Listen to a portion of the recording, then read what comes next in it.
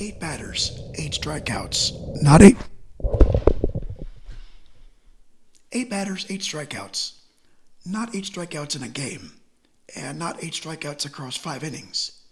8 Dodgers walked into the box to start this thing up. Then 8 Dodgers walked right back out with nothing but a small pile of bad decisions.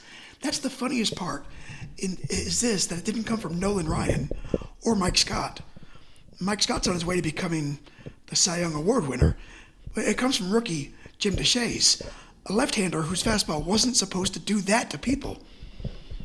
And that's the hook. The Astros are 2 steps from winning the division. The Dodgers are the fading old power in the division. And Jim Deshaies opens the night by briefly turning the Astrodome into a controlled demolition site. Tonight's idea: sometimes a signature game isn't the biggest game. Sometimes it's the game where reality loses track of what kind of player you're supposed to be. Deshaies struck out the first 8 Dodgers on his way to a 2-hit, 10-strikeout shutout. Houston won 4-0 at the Astrodome. Welcome back to Sports Lab 100. This is Astros 37, Jim Deshaies. September 23rd, 1986, Los Angeles Dodgers at Houston Astros. And I'm documenting 1 game per player until I reach 100. The Astros win this one, 4-0.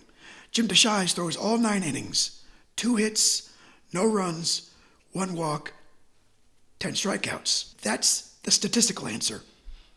The story answer's better. For 3 innings, the Dodgers couldn't touch him. Then, for 6 more innings, they still really couldn't do anything with him. Before we get back inside the Astrodome, zoom out for a second. September 1986 is not a calm little pocket of history. The world seems unstable, televised, nuclear, and modern. Earlier that year, the Space Shuttle Challenger exploded 73 seconds after launch, killing all 7 crew members and turning a national trauma into a national classroom-watching moment. You remember. A few months later, Chernobyl blew open in the Soviet Union, releasing radiation across Europe and making the Cold War feel less like an abstract geopolitical chess match and more like, oh wait, the planet can't be poisoned by one bad system failing at 1:23 in the morning. Around the world, authoritarian structures are cracking and clamping down at the same time. In the Philippines, the People Power Revolution earlier in 1986 had pushed Ferdinand Marcos out and brought Corazon Aquino into power. In South Africa, the apartheid government is under a state of national emergency, using detention and censorship to try to contain mass resistance. So the year has a split personality. People power on one side, state violence on the other. And then there's the pop culture layer. 1986 is aggressively 1986. The Oprah Winfrey Show had just gone national. Top Gun is in the nation's bloodstream. On the Billboard Hot 100 that week, Huey Lewis and the News are Stuck With You at number 1. America's frightened, glossy, loud, and still they're somehow all wearing bomber jackets indoors. Inside all of that, in a dome in Houston, Jim Deshaies starts a baseball game by striking out 8 straight Dodgers. That's why baseball is useful. The world can be enormous and terrifying, but for 2 hours and 44 minutes, the universe can shrink to 1 left-hander, 1 catcher, and a lineup that can't touch him. Houston enters this game as a team with a job very nearly finished. They're 87-64 after this win, sitting on top of the National League West. The magic number drops to 2, and this matters because it means this isn't just a random late September record game. This is a team that can smell the division title. Deshaies' night helps push them right up to the door. And the Astros are also built in a way that makes this game feel like part of the identity. This is a pitching-first team. Mike Scott is the headline. Nolan Ryan's the legend. Bob Knepper's having a pretty good year. And the bullpen has Dave Smith and Charlie Kerfeld. Jim Deshaies is not supposed to be the first name in that sentence. And that's what makes this episode work. This isn't the ace episode. This is the, oh yeah, they had another guy who could do that episode. Hal Lanier is in his first year managing Houston. Yogi Berra is on the staff. Gene Tenace is there. Dennis Menke's there. The 1986 Astros have this mix of old baseball authority and new energy. Lanier brings pressure and motion. The roster brings speed and pitching. Berra brings a Hall of Fame baseball brain sitting in the room looking like he wandered in from a better story. That was stupid. The Astros are not winning by bludgeoning people. They're winning by making the game uncomfortable. Meanwhile, the Dodgers are not the Dodgers that people want them to be. They're still wearing the brand name, and they still have Tommy Lasorda. They still have Steve Sax, Pedro Guerrero, and Enos Cabell, with Bill Russell on the bench, and Fernando Valenzuela elsewhere on the roster. There are names. There's real history here. But this particular team, this 1986 version of the Dodgers, below 500. By season's end, the Dodgers finished 73-89. Fifth in the National League West. The Astros finished 96-66 and win the division by 10 full games. That contrast is important. The Dodgers are the old boss of the division, and Houston's the team taking the corner office. There's also a nice little revenge angle here. Earlier in the year, Lasorda had reportedly said the Astros were renting first place. By late September, that lease turned into a purchase agreement. MLB's own retrospective frames it exactly that way. The Astros were renting to own. And that's the backdrop. Dodgers with the faded authority, Astros as the new problem. And the broader 1986 baseball map is already becoming famous. The Mets are turning into the monster in the other division. They finish 108-54. So the Astros aren't just chasing a playoff spot. They're chasing the right to run directly into one of the most memorable teams of the decade. The American League picture is setting up for Red Sox Angels. Boston and California eventually play a 7-game American League Championship Series. And then the Red Sox go to the World Series against the Mets. But for Houston, the week is simpler and more intense. Deshaies 2-hits the Dodgers on September 23rd.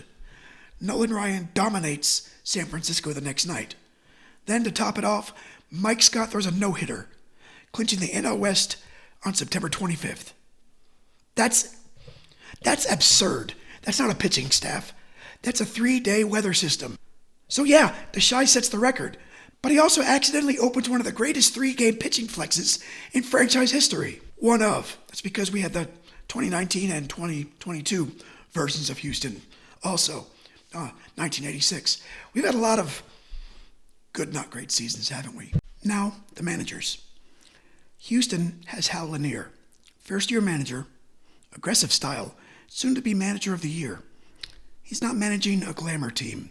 He's managing a team that runs, pitches, scratches, and irritates.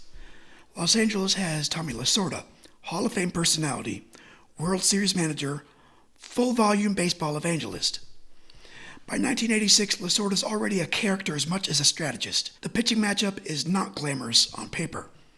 Dodger starter is Dennis Powell, a young left-hander, lasts 2 innings, gives up 2 runs, walks 3. Lasorda gets him out early because the game is already getting weird. Deshaies is 26 years old. Rookie season, first full year in the majors. Coming off nearly 2 weeks between starts and somehow about to set a modern record. The box score gives the simple version. Powell loses, Deshaies wins, and Houston allows only 2 hits all night. There's a few good cross connections here. The best one in the actual lineup is Enos Cabell.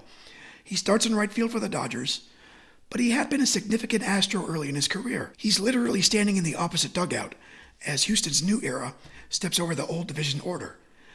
Then there's Davey Lopes, who's on the 1986 Astros roster after being one of the signature Dodgers of the 1970s and early 80s. He doesn't define this game, but he helps define the rivalry texture. This isn't just Dodgers versus Astros. It's old Dodgers, ex-Dodgers, future Astros memories, in a division-changing hands. This game has a little family reunion discomfort to it. The Dodgers bought the name brand, the Astros bought the pitching staff, and the pitching staff won. Jim Deshaies is not Nolan Ryan, and that's the key sentence. He's 6'4", left-handed, from Messina, New York. He goes to Lemoyne. The Yankees take him in the 21st round in 1982. He debuts with New York in 1984, gets 2 games there. Then the Yankees trade him to Houston in September 1985 for Joe Niekro. By 1986, the Astros have found something useful, a rookie lefty who could stabilize a rotation built around bigger names. MLB lists his career totals at 257 games, 84 and 95, 4.14, 1,525 innings, and 951 strikeouts. The funny part is that Deshaies later described himself as someone who was unusually bad earlier in games. His own recollection was that the team had to hold its breath through the first couple innings, and then he would settle in. So naturally, on the biggest night of his career, he opens up by striking out 8 in a row. And that's baseball being a smartass. He's not overpowering in any classic way. The LA Times account makes a point of noting he's not a high-octane flamethrower. Deshaies joked afterwards, "I used mirrors." And that line is the player bio in miniature. Not, "I blew them away." Not, "Well, I really had my best stuff." Just mirrors. First inning, warning shot. Top of the first, Steve Sax strikes out, Reggie Williams strikes out, Enos Cabell strikes out. That's a clean first inning, nice start. No one's panicking yet. Bottom of the first, the Astros immediately turn the game in their favor. Billy Hatcher walks, Bill Doran doubles, Phil Garner hits a sacrifice fly. Hatcher scores, Glenn Davis walks, and Kevin Bass reaches on an error. Doran scores. It's 2-0 Houston before the Dodgers even figured out whether this is a normal baseball game. Nearly immediately, Deshaies is not protecting 0-0. He's handed oxygen. Right away. Immediately. Second inning, the Pedro Guerrero at-bat. The top of the second is where this starts to become an event. Pedro Guerrero leads off. He does not just strike out. He fights.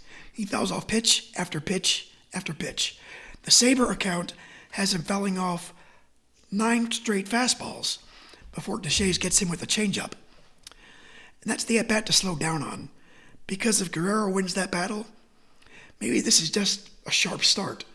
But Deshaies wins it, and now the Dodgers have a problem. Alex Trevino strikes out, Jeff Hamilton strikes out. 6 up, 6 strikeouts. Now the Astrodome knows something might be happening, even if Deshaies himself is not fully processing it yet. Top of the third, Dave Anderson strikes out, tying the modern record at 7 to start a game. Then Jose Gonzalez comes up. Deshaies gets him, 8 straight. That breaks the modern Major League record for consecutive strikeouts to begin a game. The prior modern record had been 7, set by Joe Cowley earlier in that same season. This is the moment. The crowd rises. The scoreboard gets involved. The record becomes public while the game is still young. And then Tommy Lasorda does something very funny and very practical. He pinch hits for Dennis Powell in the third inning. The pitcher's spot comes up, and Lasorda wants no part of handing Deshaies a pitcher as the 9th victim. Larry C. comes up and pops out to Bill Doran. The streak ends at 8, not because the Dodgers solved Deshaies, but because somebody finally puts the ball in the air in the general direction of a fielder. That's not a comeback. It's just a clerical correction. And the Dodgers finally get a hit in the 4th when Steve Sax singles, extending his hitting streak. So Deshaies is no longer doing cartoon stuff, but he's still in command. Guerrero strikes out later in the inning. Bottom of the 4th, Alan Ashby homers off Balvino Galvez. It's 3-0 Astros. And that run shifts the game from record watch to this is probably Houston's game unless something stupid happens. And nothing stupid happens. Houston adds 1 more run in the 8th. Denny Walling pinch hits and singles. Kevin Bass reaches on a force error sequence, and that scores Walling. The Astros stretch it to 4-0. By the 9th, Deshaies is no longer chasing strikeouts. He's chasing the whole thing. Complete game, shutout, get it home, no bullpen, no committee, nobody saying let's protect him. Just finish the job. And to his credit, he does. Final line, 9 innings, 2 hits, 0 runs, 1 walk, 10 strikeouts. Astros 4, Dodgers 0. The first 3 innings made the record, and the last 6 innings made it a great pitching performance. Larry C., the guy who ended the streak by making contact, was basically proud to have survived. And Bill Doran later joked that people wanted him to drop the pop-up so Deshaies could keep striking people out.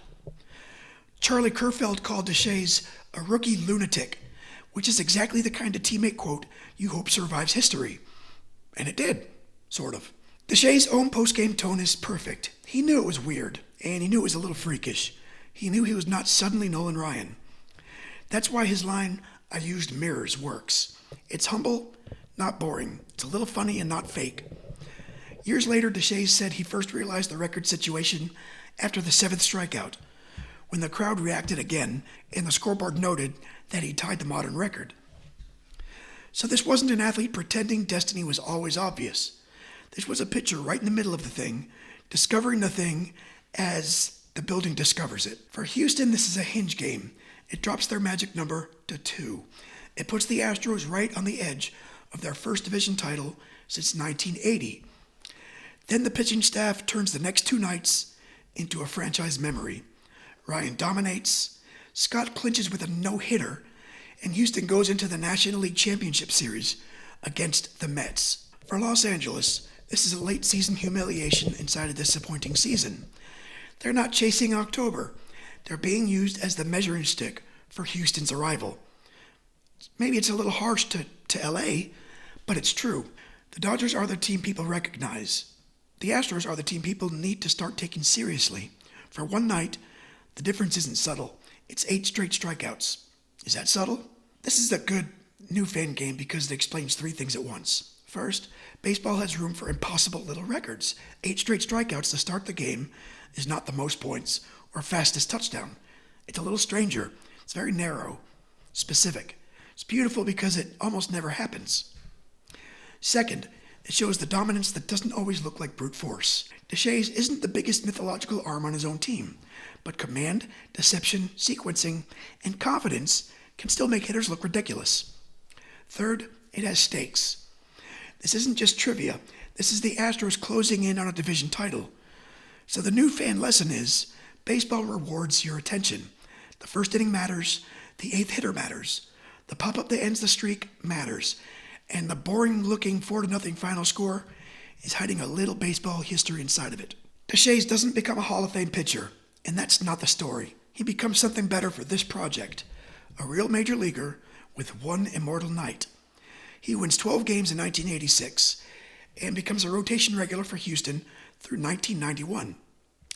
His best season comes in 1989 when he wins 15 games with a 2.91 earned run average.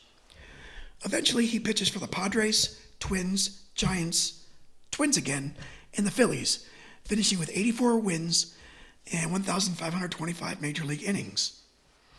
Then he becomes a broadcaster, and Houston fans know that version. You know what? That's a pretty good baseball life. Pitch long enough to matter and have one night that never disappears. Then spend decades explaining it for a living. Not bad for a guy who used mirrors. Next time we jump back to the Warriors, Warrior 13, Paul Newman. November 4th, 1965. Different sport, different decade, different kind of player. We're leaving the Astrodome and heading into mid-60s pro basketball, where the game's faster, looser, and still figuring out what the modern NBA is going to become. Jim Deshaies gives us a baseball record hiding inside a pennant race. Paul Newman gives us another early Warriors time capsule. That's Astro 37, Jim Deshaies, September 23rd, 1986. 8 straight strikeouts to open the game. 2 hits shut out. Astros win 4-0. Magic number down to 2. And one rookie left-hander gets a permanent line in baseball history before Nolan Ryan and Mike Scott come along and turn the next 48 hours into an argument for a staff-wide possession. Sports are weird, and I'll see you next time.